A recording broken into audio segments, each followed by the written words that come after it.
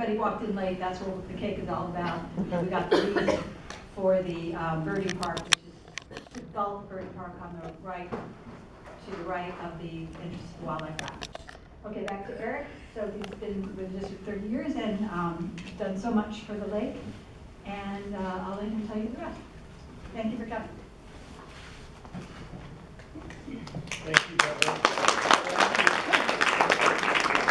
Apopka is one of my favorite topics. Yeah, please, that would be helpful.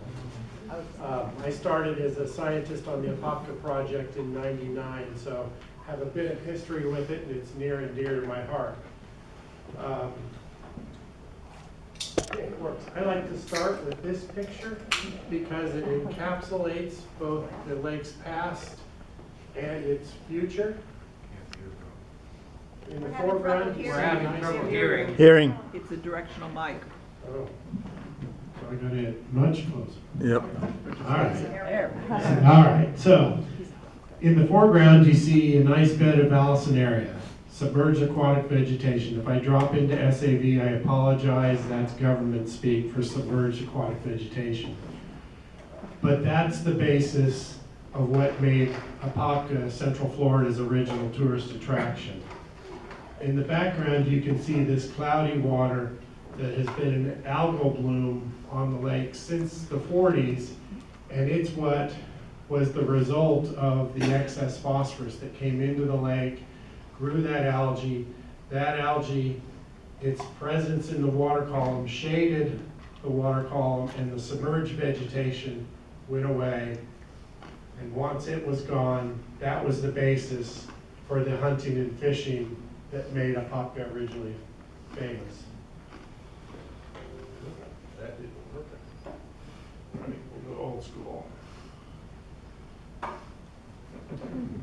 So, as Central Florida's original tourist attraction, it was because Apopka was an incredible resource based on its very clear water, abundant fish, lots of ducks. So the fishing and hunting, it was ringed by dozens of fish camps that drew visitors from all over to take the chance at the fishing and hunting, which were phenomenal around the lake. So what happened?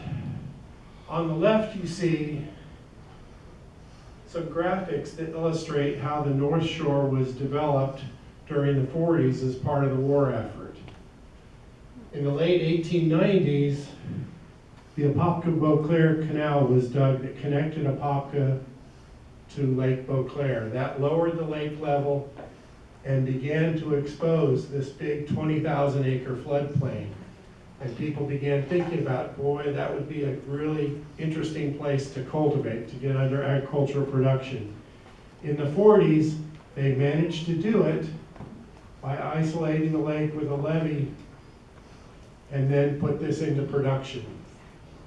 As a result of that activity, the amount of phosphorus coming off this area increased about 7-fold coming back into the lake, and that was the fertilizer that grew the algae in the lake that shaded out.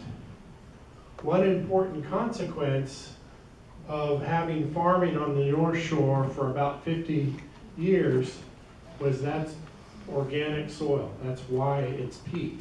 That's why it was so attractive to growers. Really rich, 3 rotations a year, but because it's peat, you dry it, you plow it, it oxidizes, it goes away. And the elevation of the North Shore dropped about 1 foot every 10 years of farming. So now we're in a situation where the North Shore is lower than the lake, which has really important consequences for folks that say we should tear out the levee and reconnect the lake and the North Shore. We wouldn't have wetlands up here if we reconnected it because it would be deeper than the lake. It would just be a big pool of open water.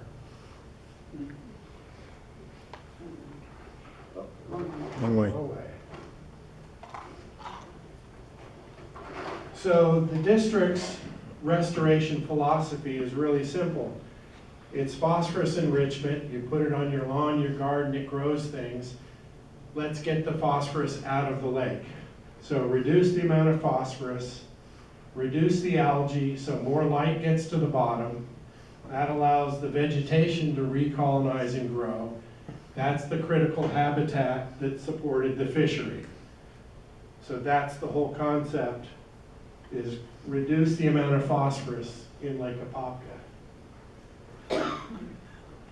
So in the 40s, it began to go bad, and it went very green over the next decades.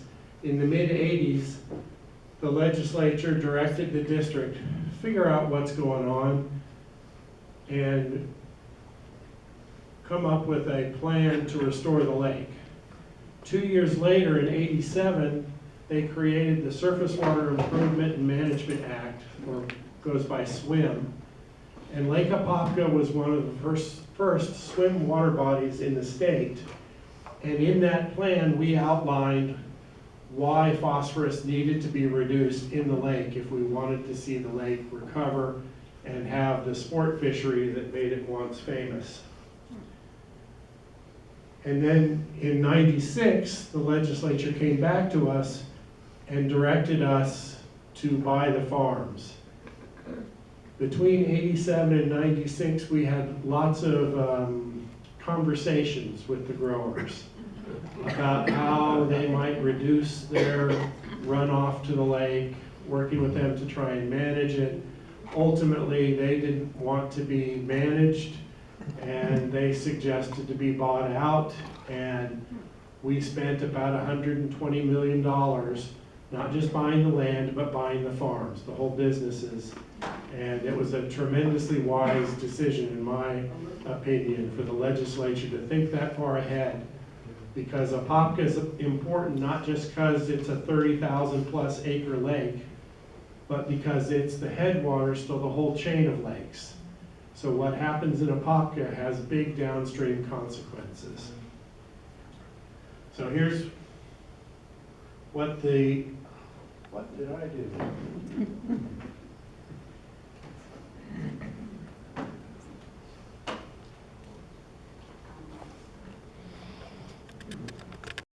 Okay.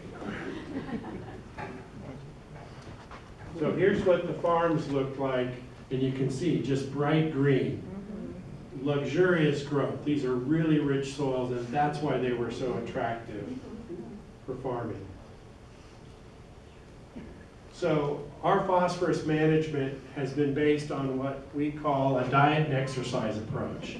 The diet is, don't put so much phosphorus into the lake. Eric, don't eat that piece of cake even though it looks really good. You have plenty of cake already here. The exercise is, how do I get that excess cake that's already on me off? So it's how do we prevent, the diet is how do we prevent phosphorus from entering the lake in the first place.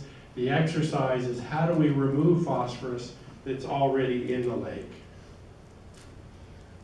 So once we bought the farms, our ultimate goal was, let's stop pumping so much water back from the North Shore back to the lake, because that's what was carrying the phosphorus.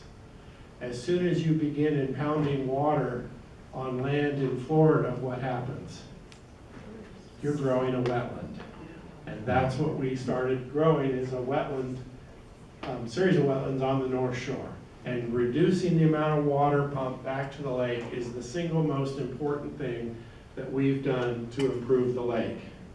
We also then began treating the water that was going back to the lake with alum to reduce its availability to stimulate algae to grow. In 2003, we implemented a new stormwater rule for the entire watershed of the lake that's stricter.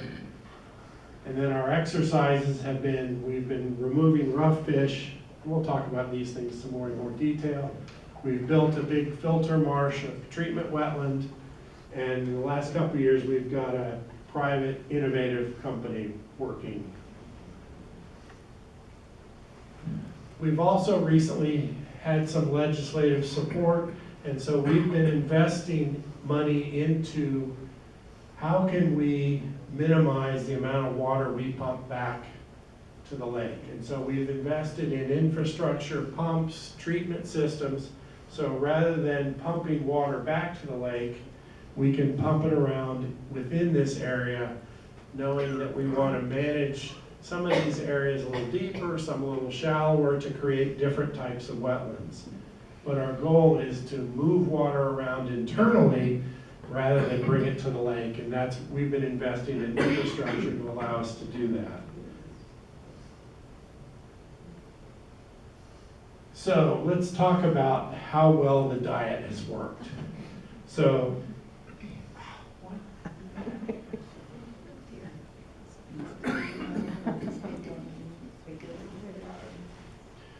the bars are the amount of phosphorus in metric tons per year that were coming into the lake over time.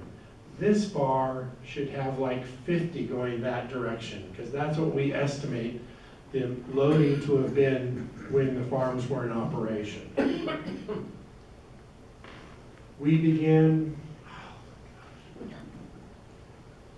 working with the farmers on doing some improvements in the early 90s. We took ownership in the late 90s. We finished some remediation efforts in 2009. And you can see in recent years, we're below this blue bar, which is our target for loading coming back to the lake. So we've been doing really well getting the amount of phosphorus coming into the lake under the target. This green line is the concentration of phosphorus over time in the lake. And you can see it's been on this nice downward trajectory with some excursions, but we can talk about those later. So the diet part has worked. The legislature was correct. If the North Shore was restored back to marshes and managed to reduce loading back to the lake, a lot of progress could be made. So let's talk about exercise number one. That's the harvesting of rough fish, mostly gizzard shad. Gizzard shad are a native fish. They just really like pea green lakes. They do really well, and they came to dominate the biomass in the lake. Nobody wants them. Few people want them. They're slimy, they die easily, they taste bad, they're bony. But we began working on an idea, let's harvest them and let's think about those fish as just chunks of phosphorus. Let's get them out of the lake. And the fact that they do have some value, they get sold and are used mostly for crawfish bait in Louisiana. And the fact that they're sold and we're not having to pay to dispose them means those revenues go back into helping pay the people that are out in the boats catching the fish. And the district just has to put in a little subsidy to make this whole thing work. And so this is by far and away the most cost-effective means the district has to remove phosphorus from lakes. It's a public-private partnership that works phenomenally well. We started in 1993, and we've removed over 31 million pounds of fish. It's generally about 1 million pounds a year. And that's been 265,000 pounds of phosphorus we've removed from the lake. And it's biologically meaningful phosphorus because it's fish up in the water column. No bass get stuck in those nets? Very few bass early on. The question is, do we catch bass? We get a permit to use gill nets from FWC, and we go through a lot of effort in where we set the nets, how long we soak the nets, how big the mesh is, to avoid catching sport fish. And any sport fish or any fish we catch that aren't one of the ones that we can keep get returned back to the lake immediately. So the other exercise is our marsh flowway, which is essentially like a kidney, constantly circulating lake water through it, and it's basically a particle scrubber. The vast majority of the phosphorus in Lake Apopka's water is associated with particles, either sediment or algae. And all the water does, as it comes in here, flows through one of these cells and returns back, that's just a big quiet wetland where the particles settle out by gravity. We're moving a lot of water here through here. It's too fast for biological uptake. The plants, they're just there to make it quiet. Quiescent still so the particles settle out. This is just a big particle scrubber and it runs continuously, kind of like a kidney, continuously cleansing the lake's water.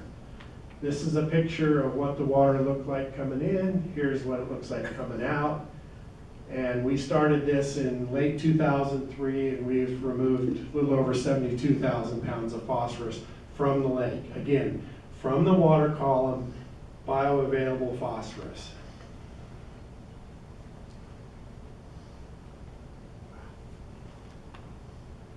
So Deborah mentioned to me that some of you have been learning about measuring water transparency with what's called a Secchi disc, which is a black and white a plate, black and white quadrants. The idea is you lower it down into the water, you measure the distance at which it disappears, and then bringing it back up until you see it again. The average of those two is what's called the Secchi depth. So this is me measuring Secchi a long time ago.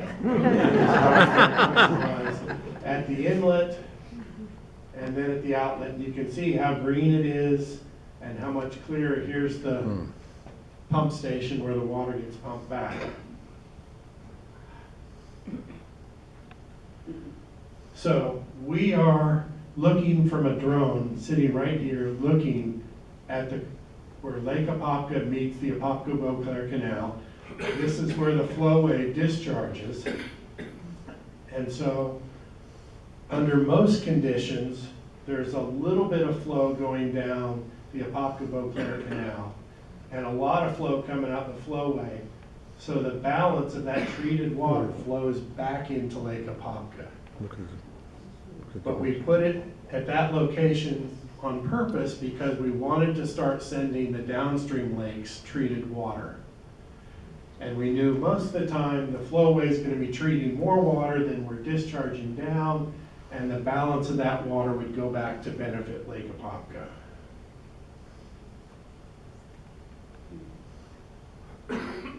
So this is an innovative project we started a couple years ago, a pay for performance with a company that was called Phosphorus Free Water Solutions and now called Aquatics. Quite honestly, innovation is hard and it doesn't always work as you hoped. These folks haven't had the phosphorus removal by their innovative process that they hoped.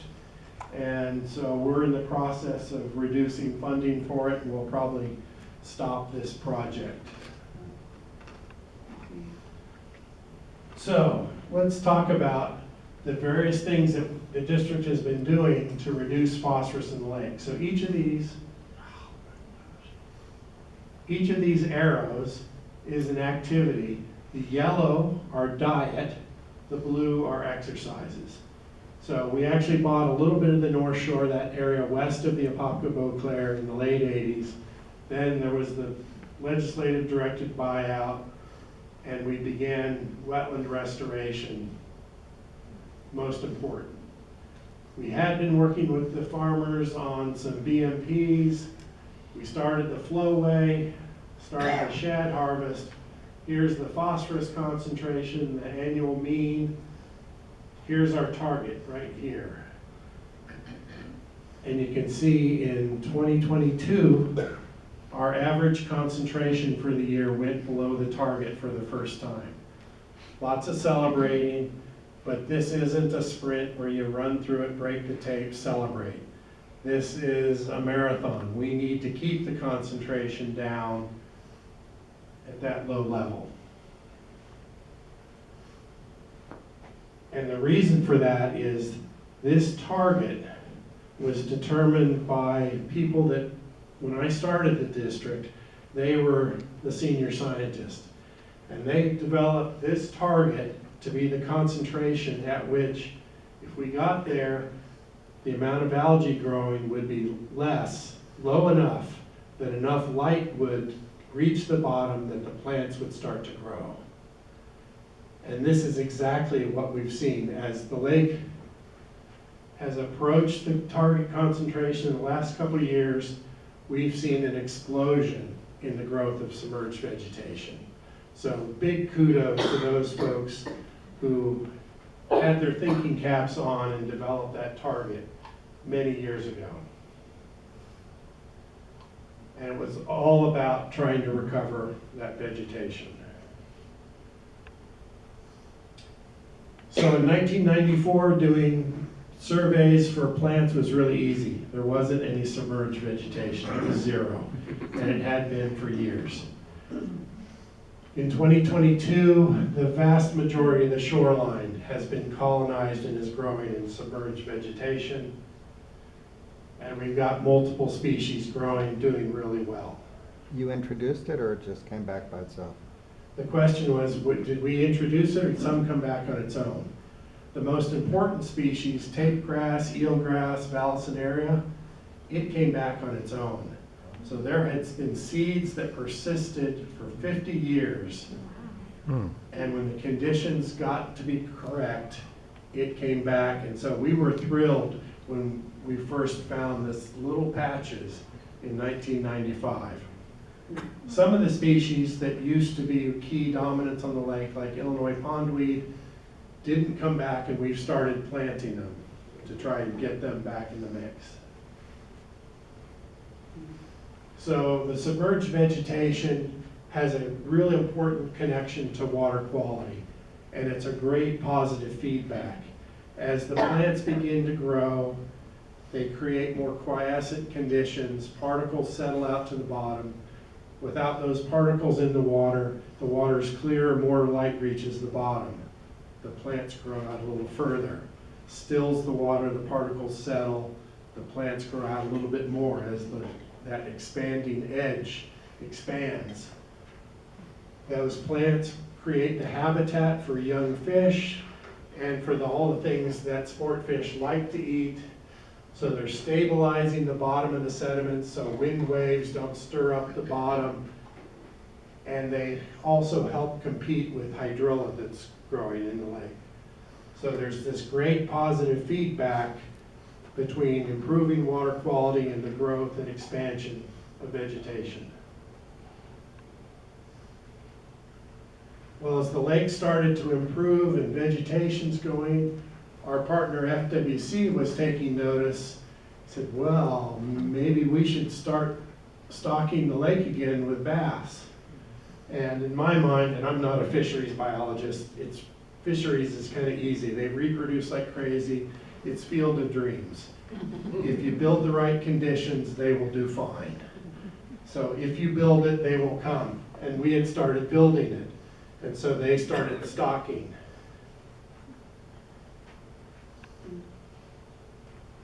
At the same time, we noticed that Illinois pondweed wasn't coming back, and so we began working with folks from the University of Florida to look for various techniques to plant Illinois pondweed. We had a pretty good idea how to do it with vallisneria, but this is a very different plant.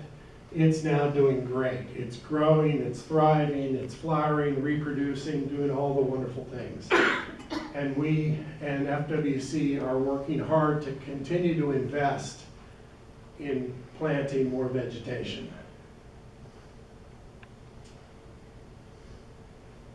And the bass began to continue to do better and better. And the Friends of Lake Apopka had an idea with FWC to how do we jumpstart people's awareness that this system is recovering.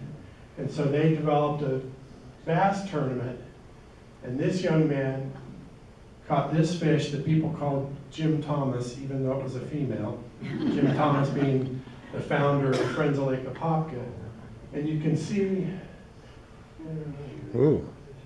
right there, now he's realizing that's a tagged fish.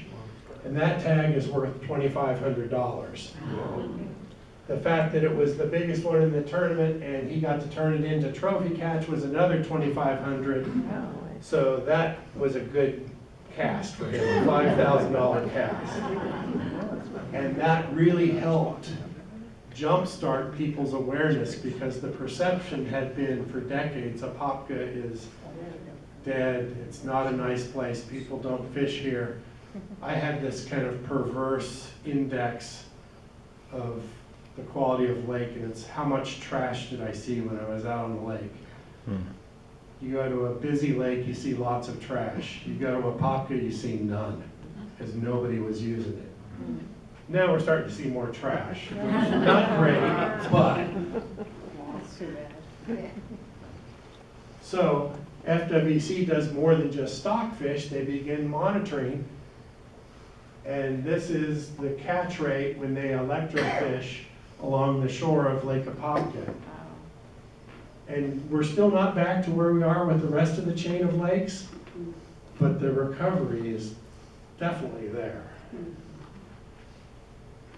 And if we look at reproduction and the number of age 1 fish, which are a good cue as to how well the population's doing and what the next cohort's going to look like, we're doing really well.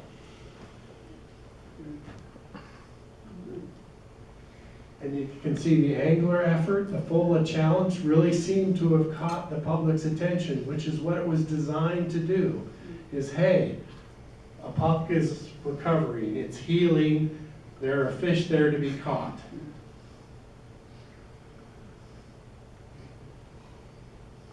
We also monitor, FWC monitors the amount of activity at the various boat ramps along the lake.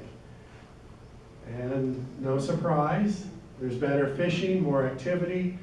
All these indicators that yes, there's more economic activity around the resource that is a recovery in Apopka, both on the lake and the North Shore.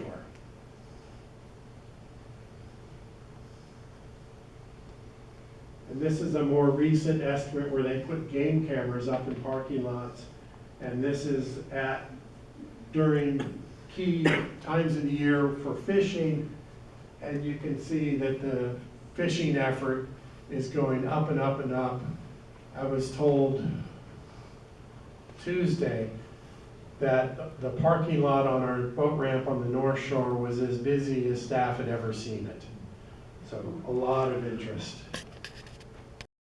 So we've cleared the water. The native vegetation is doing really well. Enter the invasive species hydrilla. Does anybody know what hydrilla is? Familiar with this plant? It's an invasive plant, and if you want to have fun with botanists, ask them where it came from. It's a fun argument to watch because nobody really knows for sure. You can get camps going, it's China, it's Sri Lanka, it's India, it's Vietnam.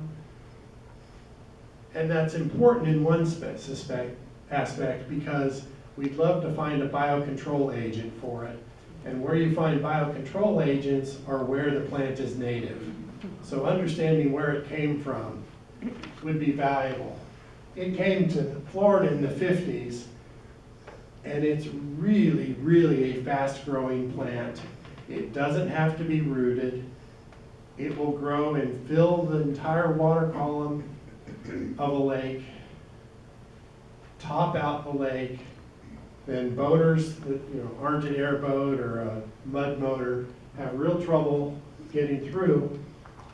But we saw hydrilla just explode on the lake. And we became very concerned about that because we've experienced hydrilla in other places. And tubers and turians, that's its reproductive structure. It's kind of like they're little potatoes. And it creates them by the gazillions in the fall. And they lay in the sediments and can reproduce, grow back into plants. So the longer this plant is in there, the more tubers and turians you've got, the more problem you're going to have getting it back under control. And these aren't data from Apopka, these are model data of hydrilla growth. And it shows a very classic exponential growth, where it's 4 acres, 14, under 200. And then you get out on this part of the curve, and you very quickly get into the thousands of acres. And that's where we found ourselves on Apopka, is very quickly got to thousands of acres. And we started working with FWC on treating it. And we knocked it down from the red star to the blue star, but we're still at that scary part of the curve where it can leap right back up. When you spray for hydrilla, does it kill the other vegetation? We'll get there. So our biggest concern for Lake Apopka is our only way to get water out of Lake Apopka is through the Apopka-Beauclair Canal, that little skinny dredged channel to Lake Beauclair. And in a storm, we know that a hydrilla likes to break up, ball up, and just move around as these clogs. And it could easily clog the canal. One of our core missions at the district is flood protection. And having a big chunk of floating hydrilla, balled up hydrilla, clogging the canal, or the lock and dam that we have on the system, completely impairs our ability to manage waters during flood events. And so that's a really big concern for us. If you don't treat it, it can outcompete the native species. It fragments really easily, so an infestation on Apopka has big downstream consequences because those fragments will move down. A little piece like this breaks off, it'll grow into a whole plant by itself. It could impact our shad harvest or exercise for removing phosphorus because pulling nets through dense hydrilla, it just can't be done. It impacts recreational boating. If you've read the papers recently, you've seen some of the concern about Lake Toho and the amount of hydrilla on it. It gets to the point where if you've got a motor with a prop in the water, it's really hard to get through. And it was essentially threatening the $200 million investment we've made in Apopka. The 120 that we invested into buying the farms, and then the 80 we've spent building infrastructure on the rest of the North Shore, on running the exercise projects. And we wanted to get back to where we were before, with it being a minimal part of the plant community. So where we are now is we've got a two-handed approach. We're planting natives because we want them in there. The natives are well rooted. They don't come up during storms like hydrilla does. They provide the critical habitat. The native critters love to eat the native species. Hydrilla is an exotic, so it's amazing. The vast majority of things, of insects, are highly specialized. They want to eat the native plants. They want to eat what was there and they evolved with. So there are things that won't eat hydrilla that would love to eat the natives. So we're combating treating hydrilla on one hand and planting natives with the other. So we talked a little bit about, we've done some big treatments, trying to knock it back. And we've had some pushback from the fishing and duck hunting community because they like hydrilla. They like some hydrilla. They want it to be like 30%. The fishing community would love 30% hydrilla broken up into patches, because that creates lots of edges and bass-like edges. So I get it. It creates really good bass habitat. But at 30%, you're out on this kind of the curve, and you can get to the entire lake very quickly, and that makes my flood protection hat just tremble with nervousness. And so trying to manage the species out here is just not the place to be doing it. We want to get hydrilla back down in here where we're managing a few acres, because when we're doing these big treatments, it's about $1 million per 1,000 acres to treat it. And we know this because FWC for many years, they were treating hydrilla within this window on the lake, and they were spending about $75,000 a year. That's a manageable expense. That's an amount you can keep in your budget. But going and saying, I need millions every year to treat one lake, that's a very different story.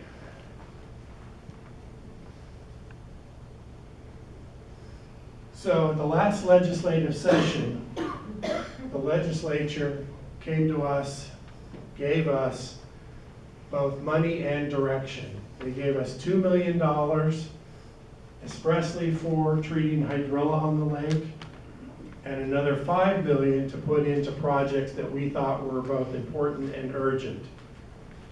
And so we developed a treatment plan last fall that treated about 6,300 acres of hydrilla, and the treatment areas are these white patches. The purple dots that can be a little hard to see are where we knew hydrilla was. Our goal is to try and get the amount of hydrilla back down to where it was. And these big treatments were done with helicopters. We had 3 running nearly continuously for 4 days. We use a variety of different chemicals so that we are conscious of, we don't want to use a chemical that impacts the natives in certain areas where they're there. In other areas we can use stuff that's a little harder on the hydrilla if there are no natives present. We also don't want to continue to use the same chemical, because that's just like with antibiotic resistance, the plants can grow resistance to these herbicides. So we're rotating, we're using various things. And if any of you have ever seen a car race, watching the helicopters come in, land on the trucks, refuel, take off, it's a lot like a pit stop. Really amazingly well choreographed. So here's what the lake looked like before we treated this big technical term, the blob. Out here, some patches here, some down here in Gourd Neck. And here's afterwards, you can see we've done a really good job in some of these areas, not so well in others. And so we're working on a plan that we have not implemented yet, but we're trying to get it set to do an additional treatment this spring of about 1,600 acres. So big progress in knocking back the amount of hydrilla that's out there. And we and FWC, and working with Lake County, who works as a contractor for FWC, we are going to be treating the blob again. You probably saw in the previous slide there was some pink left in there. We're going to hit this spot again, and then these sites down will get touched up again. We're also going to treat that little area up in the North Shore. We have hydrilla on the North Shore. There it doesn't give me the stress that it does on the lake, because the North Shore is isolated from the lake. The water that's on the North Shore doesn't contribute to my flood protection concerns. We can hold it on the North Shore. But we don't want it to contribute to growth if it comes off from the North Shore back to the lake because a bird carried it on its feet or in its beak. So when we get stuff that's really close, and we haven't been able to get it under control by manipulating hydrology, or the grass carp that we've released up there haven't eaten it, we'll do some chemical treatments just to try and set that back. So again, we're going to use multiple herbicides so that we are trying to be careful around the natives that are in there and not create conditions where we could develop, or the plants could develop resistance. So those of you who know the wildlife drive, this is where you come in. So along Welland, we'll be treating there. And then when you come across roach, we'll be treating in here. And we're going to be continuing to plant, and FWC is helping us fund that because they view planting natives as one way to help manage hydrilla. Because if the space is occupied by native plants, hydrilla has a much harder time getting a foothold. So one of the concerns that people have expressed to us is, well, you wipe out the hydrilla, all that phosphorus that's in those plants is going to break down and could be released in the water column. That's true. Don't think it's going to be a lot. And we continue to monitor phosphorus at 3 sites in the lake, the center, north, and south. And since our treatment, we've only got a few data points back. And we will continue to monitor, but so far we don't see any indication of a big jump in phosphorus because of the treatments.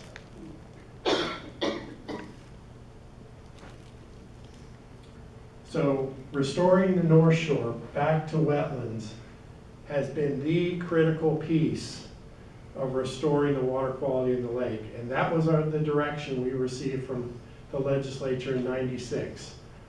Go buy the farms to manage that area to improve the lake.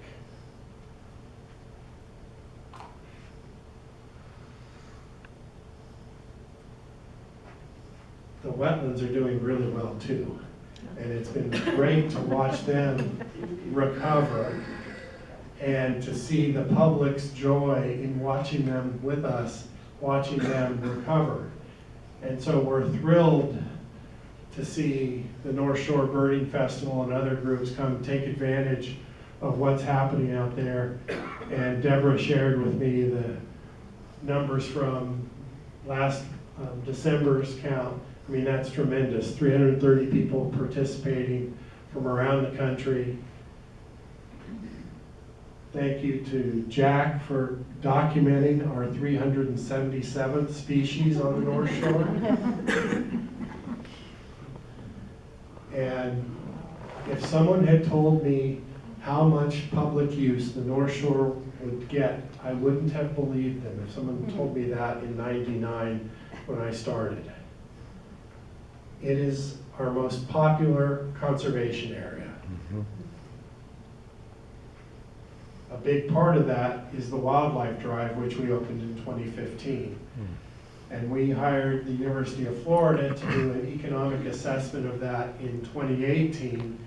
And based on numbers from then, with numbers of visitors from them, they estimated about $22,000 in economic activity generated each day the wildlife drive is open, which is Friday, Saturday, Sunday, federal holidays. Those numbers are probably considerably low right now, given change in economics and change in numbers. Also, we're really happy to see the trail networks coming across the North Shore, interconnecting Orange County and Lake County. That's just tremendous that people are out there walking and biking across the North Shore. So we're happy to be participating in connecting the 2 counties. And I cannot thank the Orange Audubon enough for your ambassador program. As I said, the wildlife drive is open Friday, Saturday, Sunday, federal holidays. Most of the staff at Apopka, the field staff, work Monday through Thursday. So the days we've got all these visitors, our folks are back with their families. And so the fact that Orange Audubon is out there with the ambassador program, welcoming people, guiding new visitors, welcoming back recurring visitors, and helping make those visits safe and rewarding is a tremendous benefit that the district is very, very grateful for, to have such a trusted partner helping manage, and it's not the wetlands, it's the people. If you manage natural resources, the natural resources are generally pretty easy. It's the people that can get a little challenging at times. So tremendous thank you to Orange Audubon for what you do to help make the North Shore a safe and rewarding place for visitors to come and explore the recovering wetlands. So I should knock on wood on this. So what are the issues that maybe are in our rear view mirror? Pesticide exposure. When we first bought the farms and when they were first inundated, some of you who have been around for a while know we had a wildlife die-off. We did a tremendous amount of work understanding how and why that happened, developing site-specific criteria to remediate those areas. Then we remediated about 4,000 acres that needed it. We managed vegetation to limit exposure. In, don't hold me to this, 2018, we got our clean bill of ecological health from the U.S. Fish and Wildlife Service. A couple years later, they said that things are going so well, you can reduce back your monitoring on pesticides in wildlife out there. So hopefully the North Shore is on its way, and for those of you who watch the news, you know the Tower Chemical site down near Claremont on the south side of the lake, it's also being remediated. It's a super fun site where they made some of the same chemicals that were a problem on the North Shore. The continuous intense algal blooms, hopefully they're a thing of the past. We continue to work on managing the phosphorus diet and exercise. Hopefully that's a thing of the past. The fact that we had no submerged vegetation on the lake, I'm really heartened to see how much we've got out there, and it becomes more resilient as time goes on, as the amount of plants continue to expand out there. And then ignored by the public.